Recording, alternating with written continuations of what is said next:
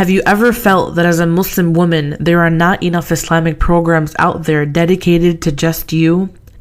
Have you ever had questions run through your mind about your role as a Muslim woman, your rights and responsibilities, or just general matters? Just Us Women is a program dedicated to you, the Muslim woman. Islam Life Radio has tailored Just Us Women to meet the needs of our Muslim sisters in order for them to gain authentic knowledge. Our host and teacher for this program, Ummu Maahir Ismaa'eel, will deliver and expand your minds on various topics related to women's fiqh, motivational talks, and how to be among the best women to earn Allah Azza wa Jal's pleasure in this life and the next, insha'Allah. So be sure to join us every Thursday at 7 p.m. Eastern Standard Time with Just Us Women, brought to you by IslamLifeRadio.com. Have you ever thought about what it takes to know the ledge? People say, know the ledge. What does that exactly mean? Well, let me see if I can sum it up for you in a short poem. Now is the time to show greatness and uplift. With knowledge and wisdom, we share the ultimate gift. We recognize our Creator who provides and sustains us, who gives our life balance and constantly maintains us. Our broadcast to the people is molded by truth for the men and the women, and especially the youth. We reach out to those from all walks of life, no matter where you come from and no matter the type. Our goal is quite simple, and that's education and unity. With a smile and the salams, we embrace our community. There is no secret to success, just a desire to learn, because the blessings of Allah is what we seek to earn. So lend us an ear and bring an open mind, and be cautious, not careless, and be aware of the times. All it takes is one slip if you're living on life's edge, and unfortunately some fall because they don't know the ledge. Assalamu alaikum wa rahmatullahi wa barakatuhu. Are you experiencing a difficult situation? Going through stress, anxiety, confusion, or even depression? Perhaps something's troubling you and you don't know who to ask and where. Maybe you've done a sin and you don't know how to deal with it to make everything better and redeem yourself. You might even be wanting to consider marriage and have someone in mind, but don't know how to take the matter forward in a halal way. Are you looking for advice and guidance, which is also Islamically sound and authentic? If so, then your prayers have been answered. Islam Life Radio is now offering a free, confidential, anonymous, impartial, and non-judgmental counseling service based on the Qur'an and authentic Sunnah. Email us now at counseling@islamliferadio.com. إن الحمد لله نحمده ونستعينه ونستغفره ونعوذ بالله من شرور أنفسنا وسيئات أعمالنا من يهده الله فلا مضل له ومن يضلل فلا هادي له. Verily all praises are due to Allah Tabarak wa Ta'ala. We praise Him, seek His aid, and beg for His forgiveness. We seek refuge from the evil of our own souls and the bad consequences from our own deeds. Whomsoever that Allah Tabarak wa Ta'ala guides, no one can lead astray. And whomsoever that Allah Jalla wa Ala leads astray, no one can guide. Ashhadu an la ilaha illallah wahdu la sharika lah. وأشهد أن محمد عبده ورسوله صلى الله عليه وسلم. I bear witness that there is no true God except Allah alone, without any partners, and I bear witness that Muhammad ibn Abdullah is his abd, servant, and messenger. يا أيها الذين آمنوا اتقوا الله حق تقاته ولا تموتن إلا وأنتم مسلمون. Interpreted, O you who believe, fear Allah as He ought to be feared, and do not die except in the state of Islam. يا أيها الناس اتقوا ربكم الذي خلقكم من نفس واحدة وخلق منها زوجها وبث منهما رجالا كثيرا ونساء واتقوا الله الذي تساءلون به والأرحام إن الله كان عليكم رقيبا. Interpreted, O mankind, be dutiful to your Rabb, who created you from a single man, and from man He created a woman, and from both He created many men and many women, and fear Allah, through whom you demand your mutual rights, and do not cut the relations of the wombs. Surely Allah is ever and all watcher over you. يا أيها الذين آمنوا اتقوا الله وقولوا قولا سديدا يصلح لكم أعمالكم ويغفر لكم ذنوبكم ومن يطع الله ورسوله فقد فاز فوزا عظيما. Interpreted, all you who believe, have taqwa of Allah and always speak the truth. He will direct you to righteous good deeds and will forgive you your sins. And whoever obeys Allah and His Messenger, he has indeed achieved a great victory. أما بعد فإن أصدق الحديث كتاب الله وخير الهدي هدي محمد وشر الأمور محدثاتها وكل محدثة بدعة وكل بدعة ضلالة وكل ضلالة في النار. So it proceeds that the most truthful speech is that of Kitab Allah, meaning the Qur'an, and that the best of the guidance of any guidance is that of Muhammad sallallahu alaihi wasallam, peace and blessings of Allah be upon him. The worst of the evils of affairs are the muhdathat, and those are the things that have been made up and applied to this religion with no evidence or precedence. And every muhdatha, made up thing applied to this religion with no evidence, is a bid'ah, an innovation. And every bid'ah is a dolala, a misguidance, and every dolala is in the fire of hell. We ask Allah for protection from that demise. Ameen. So we return back for the final the final segment of the Natural Blood of Women and Worship, following the book Natural Blood of Women by Fadilat Shaykh Muhammad bin Shaykh Uthaymeen, rahimahullah, as it was translated and researched by Dr. Saleh As-Saleh, rahimahullah.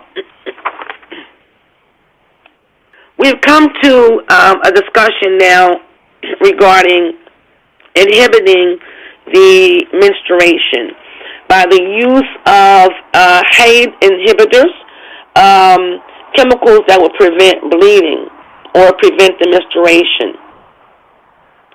So we're now looking at inhibitors and stimulants. So we turn our attention now to the use of haid inhibitors, as it is permissible under two conditions. So to inhibit or prevent the menstruation is permissible under two conditions.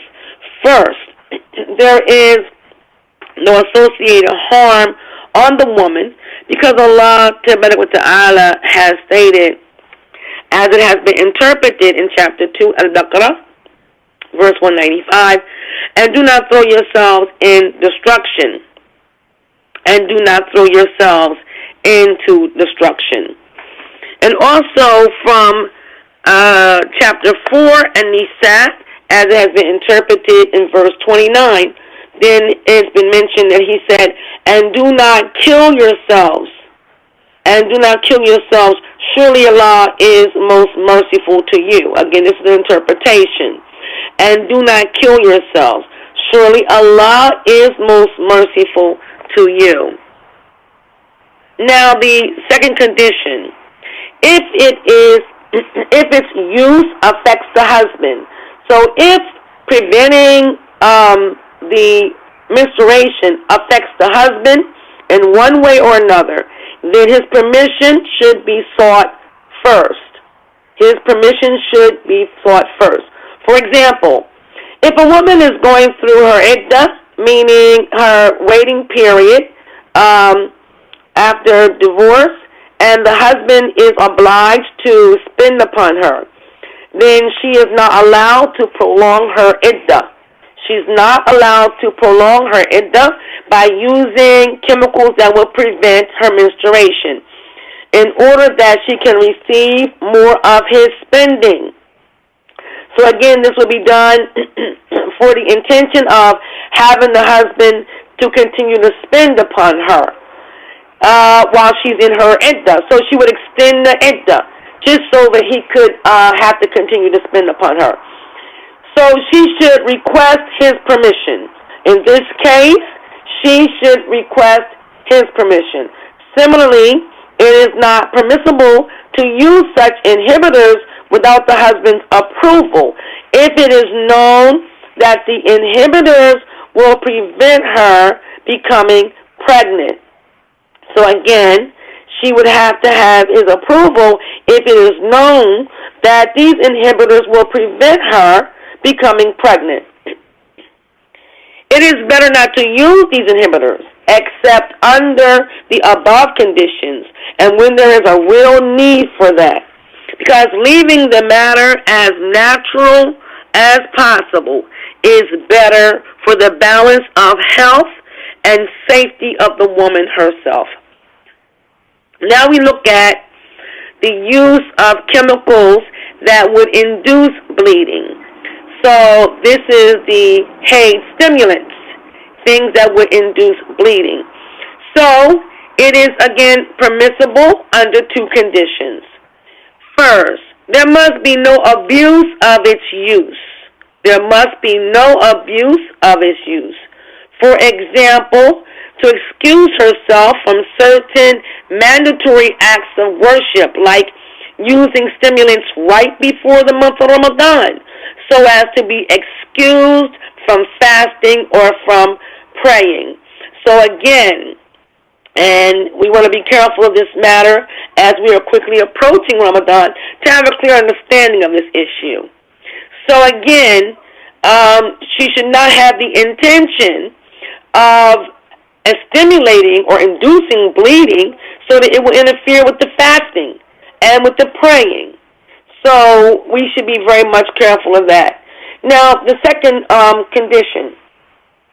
The use of stimulants must be permitted by the husband because the presence of haid or menstruation prevents him from having full enjoyment with his wife.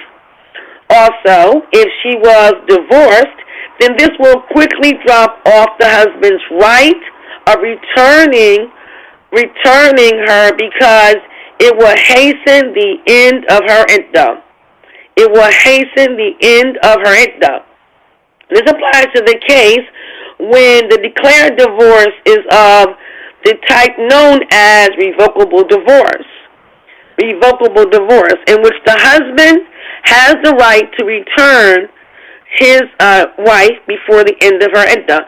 So in other words, he would have the right to return to his wife during her iddah, meaning without a new marriage contract. And just to explain, revocable divorce can happen twice, meaning that the husband can return to his wife twice before the iddah ends, and this is something established regarding divorce. So now we look at the use of contraceptives. The use of contraceptives.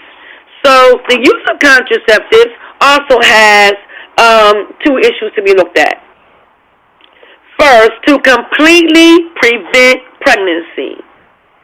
The use of contraceptives, or contraceptive means, to completely prevent pregnancy. This is not permissible. This is not permissible because, one, it would diminish the Islamic population. It would diminish, by doing this, it would diminish the Islamic population. And this is against the objective of the Sharia, which aims at increasing the population of Muslims. And number two, the woman is unable to guarantee against the death of her existing children, and thus she may die without having any children. So again, this is to prevent pregnancy altogether in a term of permanent prevention, along the lines of a woman tying her tubes in such cases. And, overseas in Saudi Arabia, this is not allowed at all, unless there are some serious conditions that the doctors would discuss. And I want to mention this because here in the States we have, before women become Muslim, there are a lot of women who may have one or two children, they may have even one, two, three children, and then they get their tubes tied. So pay attention to this because this is very important. They get their tubes tied, and then once they are Muslim and they are happily married, now they seek to give their husband children. And they go through a lot of issues and a lot of pain and a lot of suffering, physically and mentally, being disturbed because they're not able to now get pregnant because they have actually prevented pregnancy. Because they have actually prevented pregnancy by getting a tubal ligation in a permanent manner. So this is to really be considered. This is something that is impermissible. This is something that is impermissible. Now, the second is to temporarily prevent pregnancy. To temporarily prevent pregnancy. And this applies if the woman had many pregnancies and this is beginning to weaken her. It's beginning to weaken her. So if she wants to regulate her pregnancy so as to have it once every 2 years, then given the approval of her husband, again, given the approval of her husband, it is permissible for her to use contraceptives as long as their use does not harm her. As long as the use does not harm her. Now the Sahaba, radiallahu anhum, used to perform coitus interruptus, and they were not prevented, meaning by the Prophet sallallahu alaihi wasallam. And this method involves regular sexual intercourse with the wife. This method would involve having sexual relations with the wife, except at the time of ejaculation, then the husband would withdraw himself. The husband would withdraw himself outside of his wife's vagina, preventing sperm from entering into his wife. So this method of contraception, it existed during the time of the Prophet, alayhi sallam. So this is a precedence that contraception is permissible. However, remember it was mentioned that the method of contraception should not harm the wife. So that now makes it necessary for us just to mention some of the contraceptives that are being used today. We want to be careful of some of these chemicals that they are giving us or prescribing for women. Be very, very careful of what you are taking from the doctors. These patches and other kinds of things that are giving you all of this amount of hormones and such things for long-lasting periods of times, for months and so forth. I'm not as up on it as I used to be, but we will do a program on this later on. But just be careful of these kinds of birth controls. Be very careful because, you know, when you're now going to come off of these methods of birth control, now they are actually harming women. I think it's Depo-Provera causes the bones to actually thin, and a whole host of other issues regarding that particular birth control. Depo-Provera, I hope I'm saying it correctly, but I think you know what I mean. For the women who are listening, please be careful of this chemical because it is dangerous. Therefore, it would become impermissible to use. Now, we turn our attention to the use of abortion. The use of abortion. So first of all, intending the elimination of what is in the mother's womb. To intend to eliminate what is in the mother's womb. So the Shaykh said that if this is planned following the breathing of the soul into the body, then it is undoubtedly unlawful because it is an act of killing a living soul. Let's repeat that again.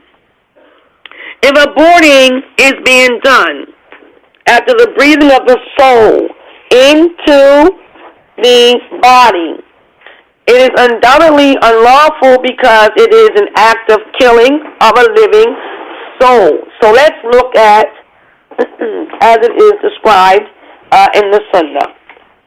So it was narrated by Abdullah ibn Mas'ud radiallahu anhu that Allah's Messenger sallallahu alaihi wasallam, the truthful and truly inspired, said, each one of you is collected in the womb of his mother for 40 days. in the form of a seed, then turns into a clot for an equal period, meaning for 40 days, and turns into a piece of flesh for a similar period of 40 days. And then Allah sends an angel who blows the breath of life into him. So this gives us a period of time in which the soul is blown into the fetus. So, again, he said that this is an act of killing of a living soul if it is done after this period of time. Now, the Shaykh has commented on this act in other publications, and he has mentioned, rahimahullah, this is a forbidden act. This is a forbidden act, and it contradicts what the Prophet sallallahu alaihi wasallam intended for his ummah. The word ummah meaning nation. So again, it contradicts what the Prophet intended for this nation, meaning to multiply. It is one of the reasons that can weaken the Muslims and humiliate them, because when Muslims increase in number, they will acquire strength. And that is why Allah spoke to the children of Israel, in chapter 17, Al-Isra, in verse 6, as it is interpreted. And we helped you with wealth and children, and made you more numerous in manpower. And made you more numerous in manpower. Allah Ta'ala, and on the tongue of his prophet Shu'aib, reminded Shu'aib's people, saying, and remember when you were but few, and he multiplied you. And remember when you were few, and he multiplied you. And this is found in chapter 7, Al-A'raf, and the verses 86. So it is also known that the nation that is more numerous in population can be self-sufficient and is feared by its enemies. It is not therefore permissible to eliminate the ability of reproduction unless there is a real need for that. Meaning, if pregnancy can kill the woman, or if a serious disease affects the uterus, and if transmitted to the rest of the body, may destroy the life of the woman. So again, this is in accordance with the Book of Allah, the Sunnah, and the Ijma'. If the abortion is done prior to the breathing of the soul, then some of the scholars permitted it and others did not. Some other scholars said it is permissible as long as it is not in alaqa, meaning a clot of blood, as long as the period of pregnancy is less than 40 days. Again, some of the scholars believe that it is permissible as long as the period of pregnancy is less than 40 days. And still others said that it is permissible as long as the load did not develop human-like features. It is, however, and let's be cautious here, it is, however, better to be cautious and not to abort the load except when there is a genuine need. Again, not to abort the fetus except when there is a genuine need. The mother, meaning that the mother is ill and unable to carry on the pregnancy. Then it is permissible to abort as long as the load or the fetus did not develop human-like features. And Allah knows best. Now second, in terms of aborting the load or the fetus, the intention is not to eliminate the load, meaning the fetus.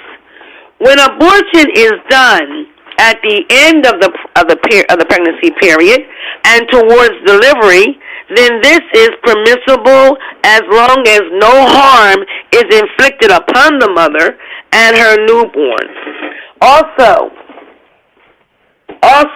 as long as there is no need for surgical procedures. So let's go over that one more time. When abortion is done at the end of the pregnancy period and towards delivery, then this is permissible as long as no harm is inflicted upon the mother and her newborn. Also, as long as there is no need for surgical procedures. If the need for surgical procedures arises, then four situations may arise. Let's take a look at them. The first, both the mother and her baby are alive. Surgery in this case is permissible if there is a real need, meaning complications during delivery. This is because the body is a trust. The body is a trust and a manna, and it should not be subjected to potential danger unless there is an overwhelming benefit. Next, both the mother and her baby are dead. It is not permissible to perform surgery because there is no related benefit. Again, it is not permissible to perform surgery if the mother and the baby are dead because there is no related benefit. Next, the mother is alive while her baby is dead. It is permissible to surgically remove the dead burden unless it is feared that harm could be inflicted upon the mother. It is apparent, and Allah knows best, that the dead burden, meaning the dead fetus, may not be removed without surgery. Its presence in the mother can prevent her from future delivery, and in itself is a hardship on her.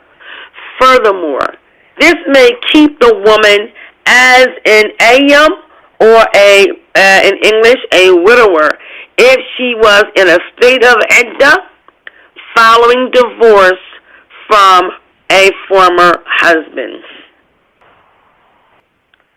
Finally, in the last case, the mother is dead and her baby is alive. The mother is dead and her baby is alive. So if it is anticipated that the babe may not live, then it's not permissible to remove her burden.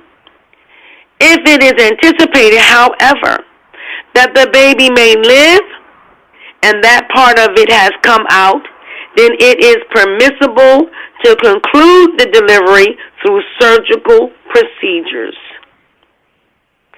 If, on the other hand, no part of it has come out, then according to some of the jurists, the surgical removal of the baby is considered an act of mutilation.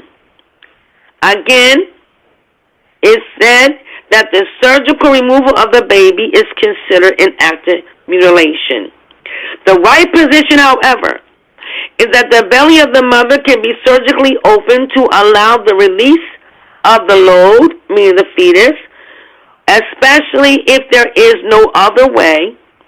And because of the advancement in surgical procedures, whereby the belly could be opened and stitched up again.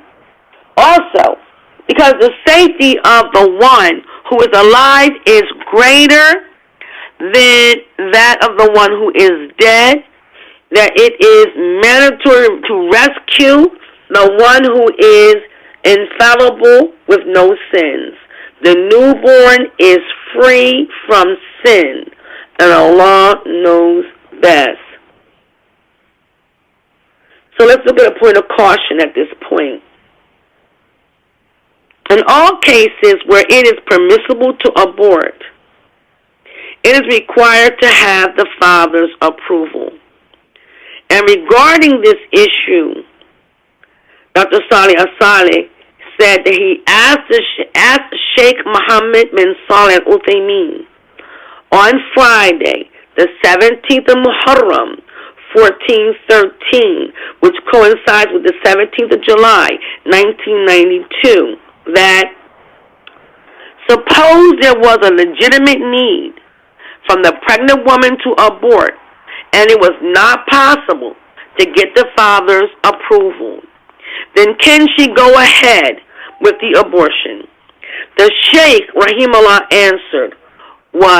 his answer was, in this case, the need overrules the condition of approval. Again, if the woman is in danger and she is in need to abort and she does not have the time or has not been able to get the father's approval, Shaykh Uthaymeen Rahimahullah stated, in this case, the need overrules the condition of approval.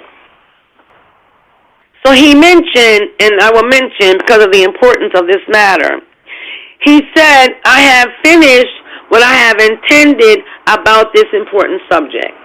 I have laid down only the basics. What women do really experience is a sea without shores.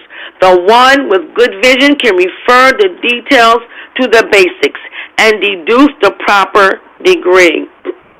Let the mufti, meaning the Muslim scholar who issues Islamic decrees, know that he is only a means to convey the ruling of Allah and His Messenger, and that he is responsible to follow the Book of Allah and the Sunnah, and he should consider anything that disagrees with the Book of Allah and the Sunnah as wrong and must not be practiced or followed, even though it may be said by a mujtahid, meaning a scholar conducting ijtihad, who can be excused for his ijtihad.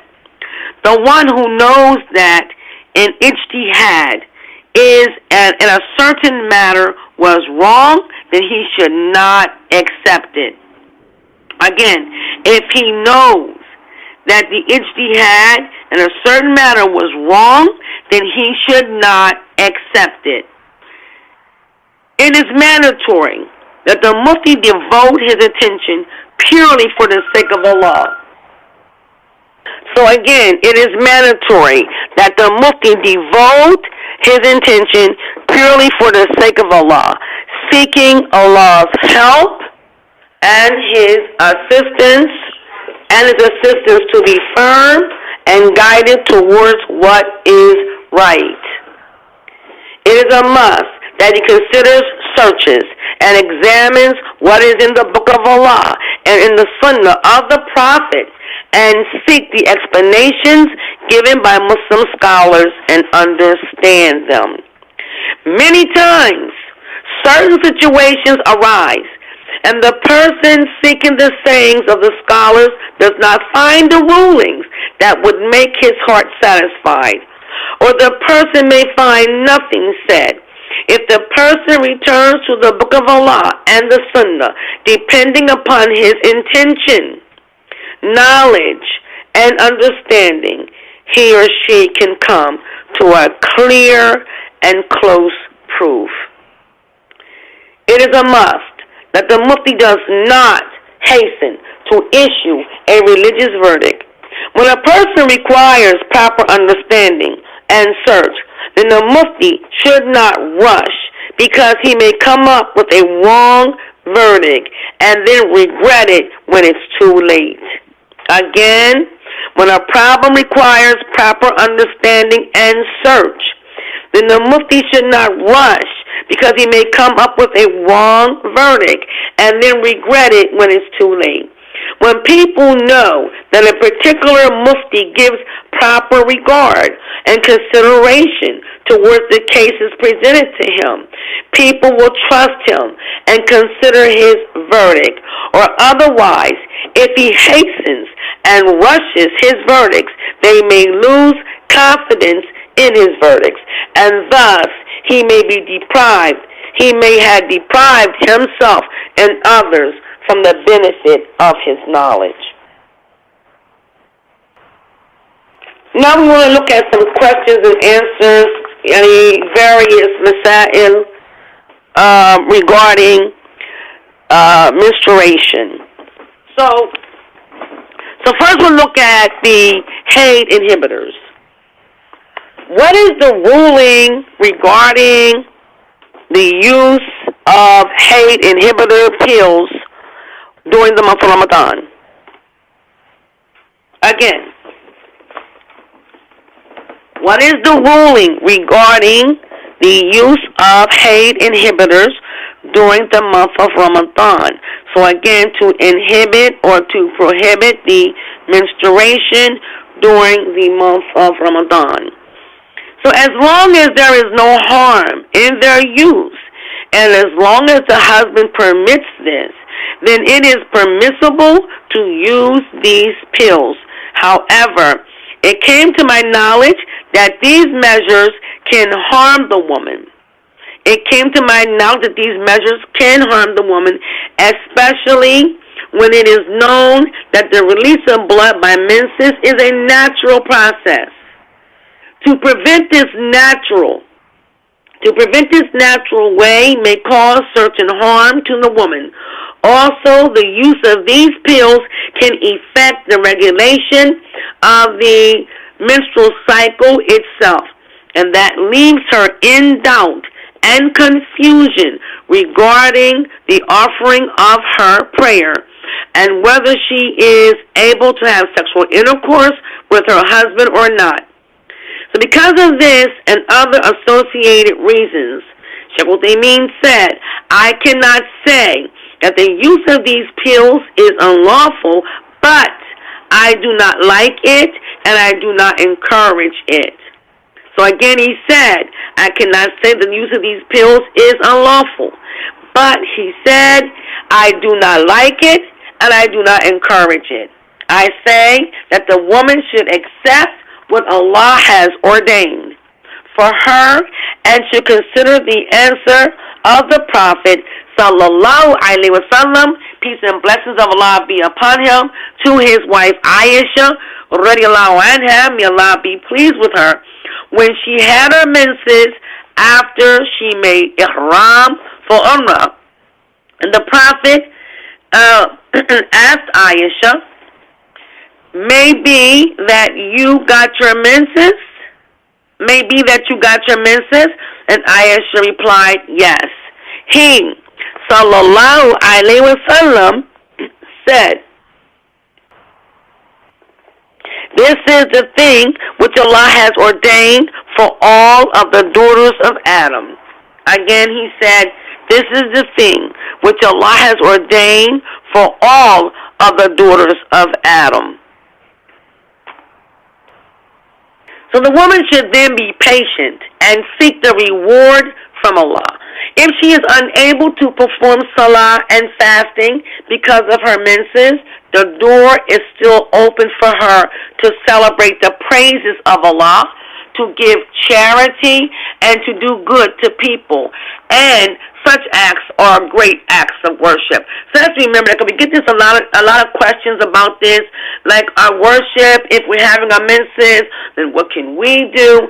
So let's remember that, as been mentioned, we're still able to praise Allah, and we're able to give charity, and we're able to do good deeds to people or for people, and such acts are great acts of worship. Now, another mas'ala, or another case, the question was asked, 2 months after her marriage, a woman started seeing small drops of blood after she became clean from her menses. Is she allowed to pray and fast, or what should she do? So the Shaykh mentioned, rahimahullah, the many problems encountered with the menses and marriage are a sea without shores. Some of the causes relate to this use of Haid inhibitor pills. Again, pills that prevent the menstruation, and contraceptive pills. So again, he said some of the causes are related to inhibiting the menstruation with pills and the taking of contraceptives.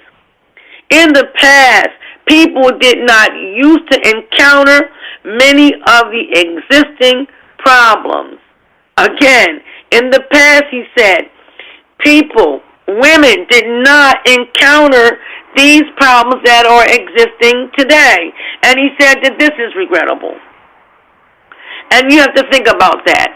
And it's a comment of my own, that there are a lot of issues coming with the use of these birth control pills, and Depo-Provera is just a whole sea of issues coming with that. Just a whole sea of issues coming with that. So, again, these issues are related to all these chemicals that women are taking now. So we should be careful of this. Caution should be exhibited very much so regarding this. So, the general rule to remember is that whenever the menstruating woman sees the clear indications of tahara, then she is clean. Then she is clean. In this case, it is the white discharge.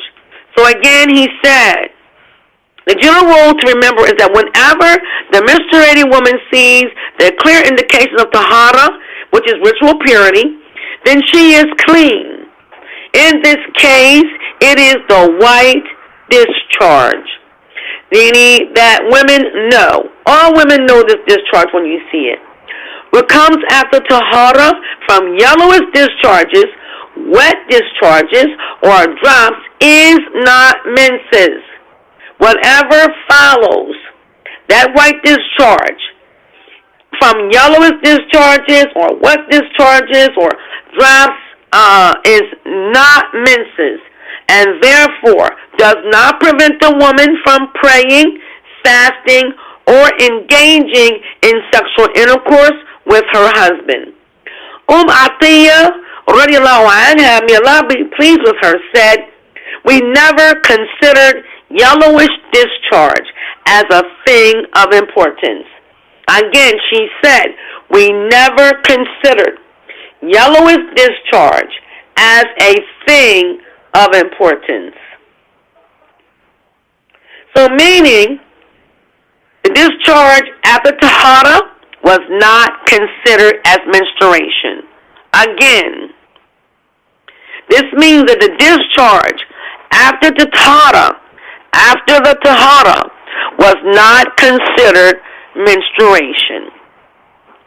So a word of caution. A word of caution that women should not rush until they are certain that they are in a state of tahara. Because some women, when they become dry, they rush to have a bath without making sure that they have seen the sign of tahara. Again, the sign of tahara is the creamy white discharge that comes at the end of the menstruation. And that is why the wives of the Sahaba, radiallahu anhum, may Allah be pleased with them all, used to send their cotton pads to the wife of the Prophet Aisha, radiallahu anha, and she would tell them, do not rush until you see the white discharge.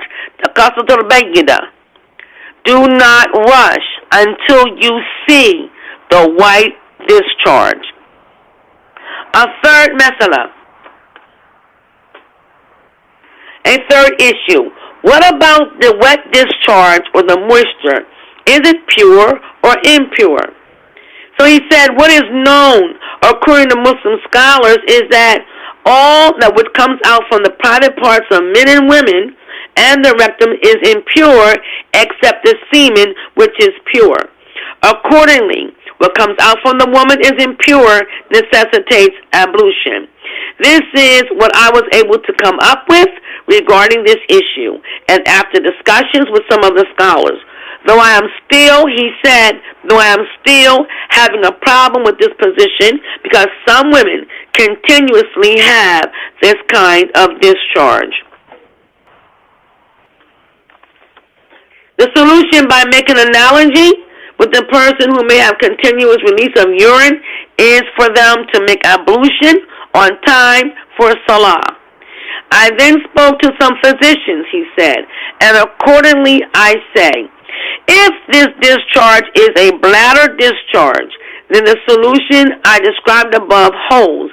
And if it is from the place from which the newborn comes out, then ablution also holds. But the discharge itself is pure, and therefore it is not necessary to wash clothes carrying such discharge. A fourth mas'ala. Should a woman in a state of Nifaas wait for a period of 40 days before she can perform salah or fasting? Or can she do these acts of worship whenever her blood stops and she cleans herself? So it's been mentioned, a woman in a state of Nifaas has no appointed term. As long as she sees the blood of Nifaas, then she refrains from salah, fasting, and sexual intercourse with her husband. If she becomes clean prior to this period of 40 days, even on the 10th or the 15th day, then she can perform all of the above acts of worship in addition to sexual intercourse with her husband. Nifaas is a physical matter. The application of Nifaas laws is related to the existence or non-existence of Nifaas blood. However, in the case when the bleeding continues for more than 60 days, then the woman is going into a state of Istihaadah. Again, in the case when the bleeding continues for more than 60 days. Now, Nifaas, one more time, let me clarify. Nifaas is postnatal bleeding. Nifaas is postnatal bleeding. So again, in the case when the bleeding continues for more than 60 days, then the woman is going into a state of Istihaadah. Following the 40-day period, she takes into account her normal days of regular menses and refrains from salah, fasting, and sexual intercourse. Then she takes a bath and offers salah, considering herself in a state of Istihaadah. And we've already discussed Istihaadah in our previous segments. So you can find those recorded segments on YouTube. You can find them on Spreakers or Spreakers. Forgive me about the pronunciation, but I do know that you can find them on both. You can find them on YouTube. You can find them under Just Us Women on YouTube. All you have to do is type in Just Us Women, and these programs will come up. So Istihaadah has already been discussed, and if you did not, you missed that program, then please listen to those segments because they're very, very beneficial. So one more time, Nifaas is postnatal bleeding. Normally the prescribed period, and we've discussed that as well, 40 days. If the bleeding stops before that 40 days, a woman will take her bath and she will begin her worship. If it lasts more than 60 days, then she will count the 40 days, and then she will look at her normal period, normal time of menstruation for her, the days that it lasts, count them in, as the Sheikh said, and in that period she will naturally refrain from the salah, the fasting, and intercourse of her husband. But then she will take a bath after this 40 days, and then her menstrual period, normal counted days. She will then go ahead, take a bath, offer her prayers, considering herself in a state of Istihaadah. Now, let's look at bleeding and fasting. What should a woman do when she does not make up the days she did not fast in Ramadan due to her menses? This is the question that's asked often. What should a woman do when she does not make up the days that she did not fast in the previous Ramadan due to her menses. So the Sheikh mentioned that it is regrettable for something like this to happen amongst the believing women. It is regrettable for something like this to happen amongst the believing women. This is either due to ignorance or laziness, and both reasons are wrong. Again, he said this is due to either ignorance or laziness, and both reasons are wrong. Because the cure for ignorance is to ask those who know, and the cure for laziness is the fear of Allah and His punishment. So a woman who may have done this should sincerely repent to Allah and seek His forgiveness. She should also try her best to find out the number of days that she missed and make up for it. He said, I ask Allah to accept the repentance of such women. Next question. A woman has reached 65 years of age. She did not give birth to any child during the last 19 years. For the past 3 years, she has had continuous bleeding. What should she do for fasting? And what should women like her do regarding salah and fasting? So Shaykh Uthaymeen rahimahullah said, this type of woman should refrain from fasting and salah during the time of her regular cycle of menses. If, for example, she used to have her normal period of menstruation during the first 6 days of the month, then she should refrain from fasting and praying during the first 6 days of each month. Once that is done, she should take a bath and perform salah, offer the salah and fast. As to how she offers her salah, she should wash her private part very well and apply a pad to it and make ablution. She does it at the time of the obligatory prayers. She could also do the same for the optional prayers at the times other than the times of the obligatory prayers. Because of the difficulty encountered by such women, it is allowable for her to continue but not shorten the dhuhr with the asr prayer. Now let me reread that again. Let me restate that because I misquoted the word, which should have been combined. So again, because of the difficulty encountered by such women, it is allowable for her to combine but not shorten the dhuhr with the asr prayer and pray either at the time of dhuhr or at the time of asr. Again, she will combine the prayers and pray them either at the time of dhuhr or at the time of asr. And the maghrib with the isha prayers, with the isha prayer, and pray either at time of the maghrib or at the time of isha. In this way, she can do this type of preparation for her salah 3 times, including one for fajr, one for the dawn prayer, instead of 5 times a day. So, again, she would have to offer the wudu, or make the wudu rather, for fajr, and then she would combine dhuhr and asr, so that would be one wudu, and then she would combine maghrib and isha, so that's another wudu. So then this is making things much easier, and of course this is from the religion to make things easy. She can perform optional prayers based upon her ablution for either of the combined prayers. Alhamdulillah. Now, a woman broke her fast in Ramadan for 7 days while she was in Nifaas. And again, this is postnatal bleeding. She did not make up for those days because she claimed that she was ill. In the following month of Ramadan, she did not fast 7 more days because she was breastfeeding. What should she do? Okay, so one more time. She broke her fast on Ramadan for 7 days while she was in Nifaas.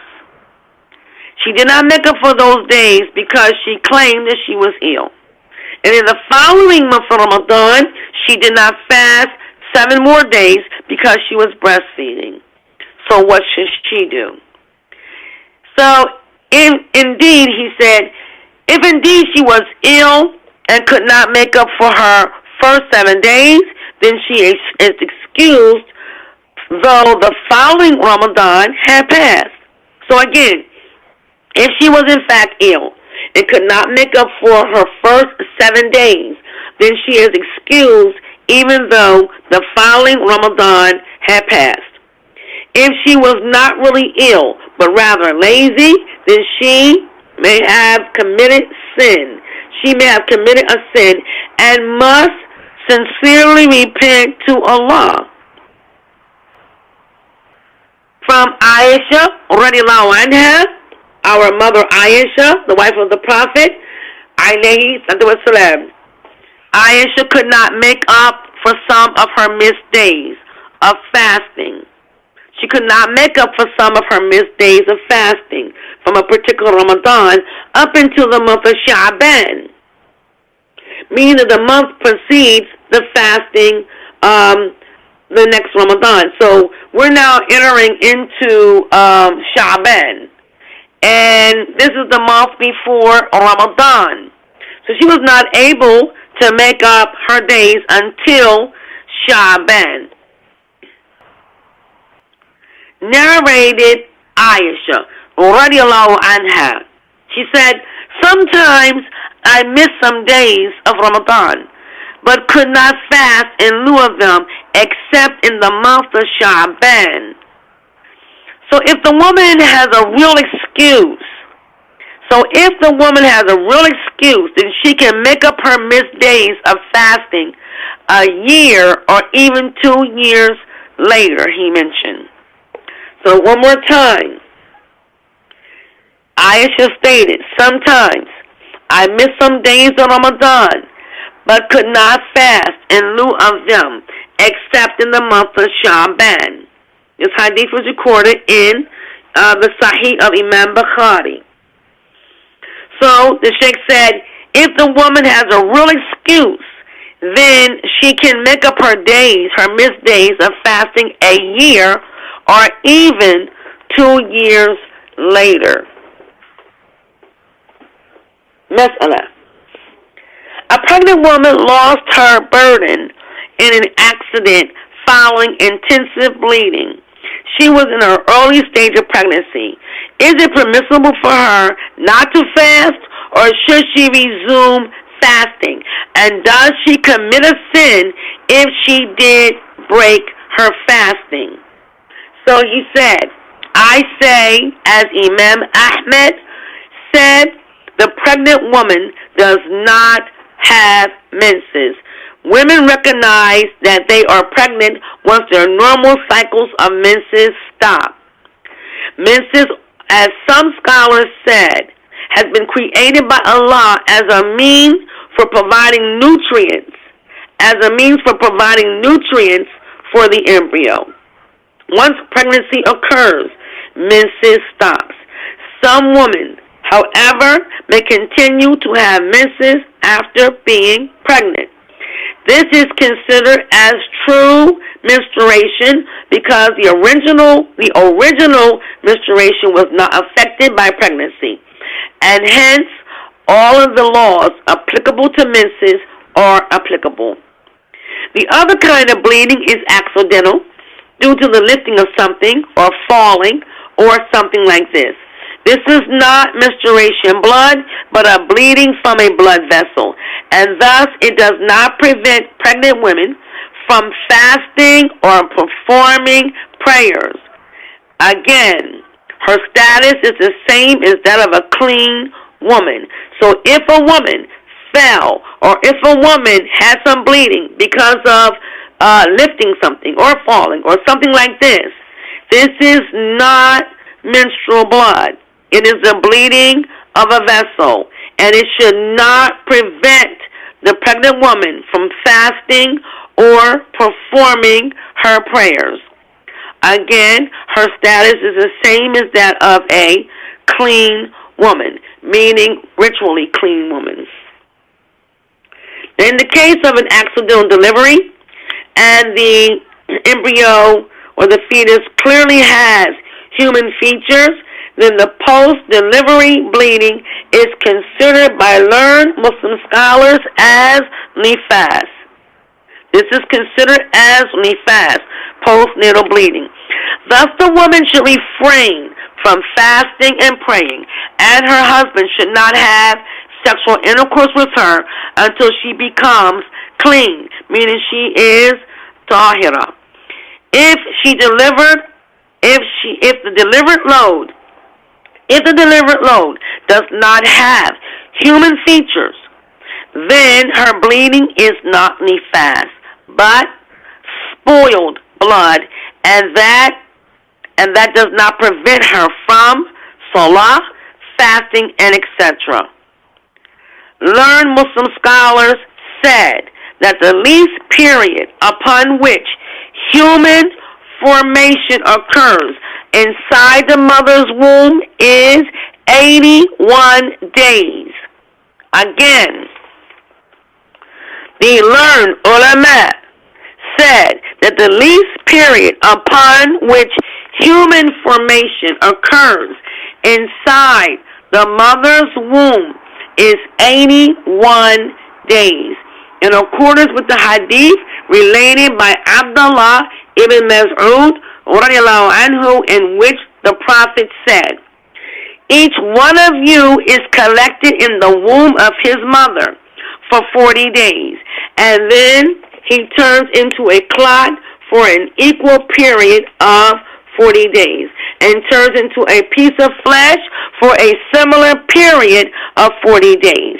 And then Allah sends an angel and orders him to write 4 things: his provision, his age, and whether he will be of the wretched or the blessed in the hereafter."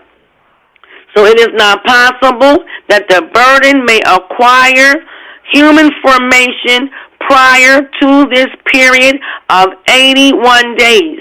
And most likely, this period is 90 days, as is said by some Muslim scholars. So we want to look at menses and salah, and we may go over a little bit, and hopefully that will be okay with the administration of WKTL radio as we close out this discussion on menses. Let's look at menses and salah. What is the ruling regarding a woman who gets her menses right after the starting time of a prescribed period? Prescribed prayer. Again, what is the ruling regarding a woman who gets her menses right after the starting time of a prescribed prayer? Also, what is the ruling if she becomes clean before the time of a prescribed prayer ends?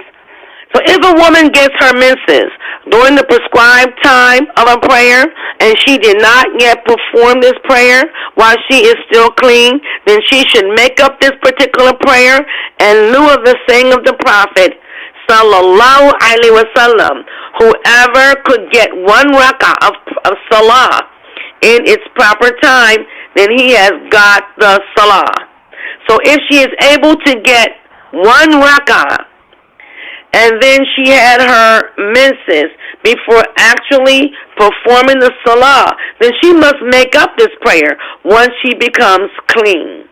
On the other hand, if she becomes clean before the end of the prescribed time of a particular prayer, then she must make up this prayer after she cleans herself, meaning she has taken a full ritual bath or shower.